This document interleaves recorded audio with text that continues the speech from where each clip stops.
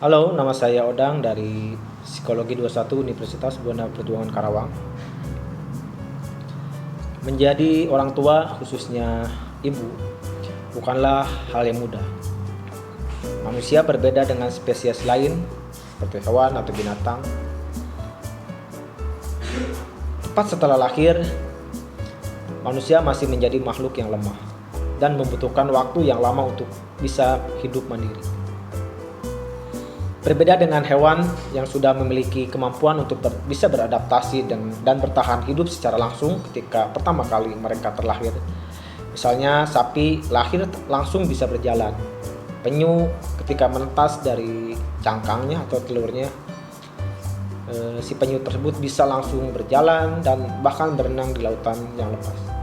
Namun tidak dengan manusia. Erich Fromm dalam bukunya yang berjudul Lari dari Kebebasan yang ditulis pada tahun 1941,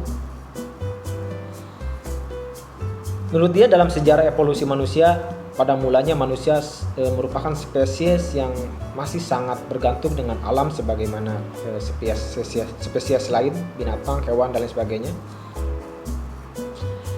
Kebergantungan tersebut seiring berjalannya waktu makin berkurang dan kemudian tercerabut semenjak manusia mengalami evolusi dan proses domestikasi pola produksi. Manusia kemudian menjadi makhluk yang mandiri, namun di sisi lain manusia juga menjadi makhluk yang rapuh karena tercerabut dari alam. Seperti yang akan saya singgung di presentasi kali ini terkait review film Babies yang pertama kali diputar tahun 2000 atau yang keluar pada tahun 2010, yang dibuat oleh sebuah perusahaan film asal Prancis yang bernama Canal Studio. Film dokumenter ini menceritakan kisah 4 bayi yang berasal dari budaya, sosial, ekonomi, ras, kultur, serta dari benua yang berbeda tentunya. Film yang berdurasi kurang lebih 96 menit ini bercerita tentang perkembangan 4 bayi di 4 negara yang berbeda. Ada dari Namibia, dari Mongolia, dari Amerika Serikat, dan yang keempat dari Jepang. Keempat anak ini lahir pada tahun yang sama dan berkembang mungkin hampir pada waktu yang sama. Ada Ponigio, seorang bayi dari Namibia, ada Bayar, bayi dari Mongolia, ada Hati, bayi dari Amerika, dan Mari, orang bayi dari Jepang.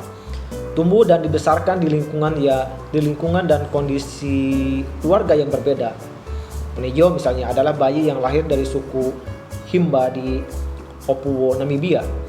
Berada di lingkungan yang masih sangat primitif, Ponijau maksud saya, dibesarkan dengan cara yang sangat unik, berbeda dengan cara yang biasa dilakukan oleh keluarga modern misalnya. Ponigio tidak pernah bertemu dokter, mendapatkan susu formula dan makanan tambahan bayi, serta tidak memiliki pakaian lengkap layaknya anak-anak pada umumnya. Ia juga tidak pernah bermain puzzle misalnya, bermain Lego atau permainan asah otak lainnya. Ia bermain dengan bayi-bayi sebayanya di alam bebas, memanfaatkan semua yang ada di sekitarnya sebagai alat pemuas keingintahuannya tentunya. Hasilnya apa? Ya, hasilnya Ponigio tumbuh menjadi bayi yang sehat dan ceria. Terus kemudian ada Bayar, seorang bayi yang berasal dari keluarga yang terbiasa hidup berpindah atau nomaden. Ayah dan ibunya Bayar ini terlalu sibuk dengan ternak mereka, sehingga Bayar tumbuh dan berkembang menjadi anak yang mandiri. Si bayi ini kerap bermain dengan kakaknya yang bernama Degi, atau bahkan seringkali merangkak menyusuri sabana luas dan bermain dengan sapi-sapi orang tuanya. Hidup nomaden membuat keluarga Bayar harus hidup efisien. Bahkan untuk urusan mandi saja, misalnya Bayar pun harus mandi dari air yang dikucurkan dari mulut ibunya. Ada dalam satu skin, kita bisa lihat. Atau berendam di baskom kecil dan berbagi air dengan hewan ternak orang tuanya. Namun begitu, Bayar tetap tumbuh menjadi anak yang riang dengan sepasang pipi yang menyembul seperti bakpao bahkan.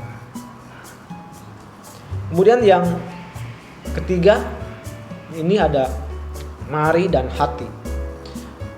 Mari dan Hati merupakan dua bayi yang tumbuh di lingkungan perkotaan dengan perawatan yang bisa dibilang mapan. Saat berumur beberapa bulan misalnya, Mari dan Hati sudah mengikuti beragam kegiatan yang membantu perkembangan tumbuh kembang otak mereka.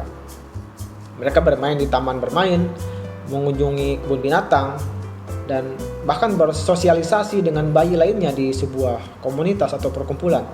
Nah, Mari dan Hati ini mungkin bisa kita anggap sebagai bayi-bayi yang beruntung karena mendapatkan seluruh kebutuhannya. Namun, Mari dan Hati saya kira tidak mendapatkan satu hal atau satu pelajaran berharga yang didapat Poni Hijau dan Bayar, yaitu adalah interaksi dengan alam bebas.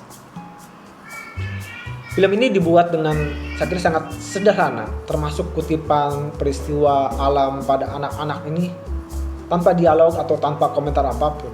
Namun demikian, film dokumenter ini tetap dapat memberikan pelajaran berharga bagi kita atau bagi para orang tua misalnya di seluruh dunia, bahwa setiap budaya itu memiliki caranya sendiri dalam membesarkan anak.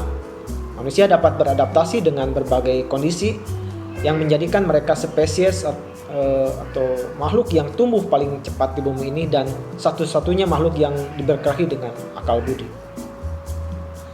Thomas Barnes, sutradara film ini, mencoba menyajikan sebuah pelajaran berharga bagi para orang tua di seluruh dunia atau bagi kita sebagai akademisi, bahwa tiap orang tua memiliki cara sendiri dalam mendidik anak.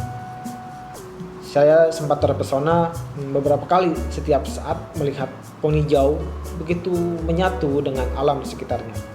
Namun saya sadar bahwa setiap manusia akan berhasil bertahan hidup di tempat mereka tinggal. Itulah yang dinamakan adaptasi. Terima kasih, semoga bermanfaat.